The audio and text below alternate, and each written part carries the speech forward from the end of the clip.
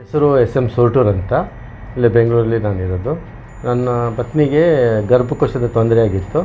ಅದನ್ನು ಡಾಕ್ಟ್ರ್ ಹತ್ರ ತೋರಿಸಿದಾಗ ಆಪ್ರೇಷನ್ ಮಾಡಲೇಬೇಕು ಅಂತ ಹೇಳಿದರು.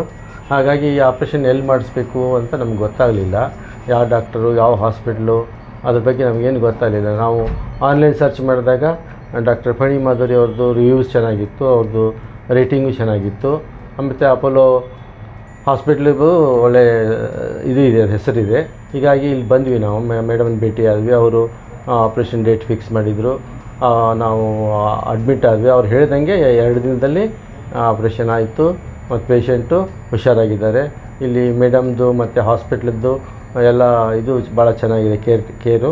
ಮತ್ತು ಇಲ್ಲಿ ಮ್ಯಾನೇಜರ್ ಆಗಿರೋಂಥ ಸೋಮಯ್ಯ ಅವರು ಕೂಡ ನಮಗೆ ಭಾಳ ಕೋಆಪ್ರೇಟಿವ್ ಮಾಡಿದರು.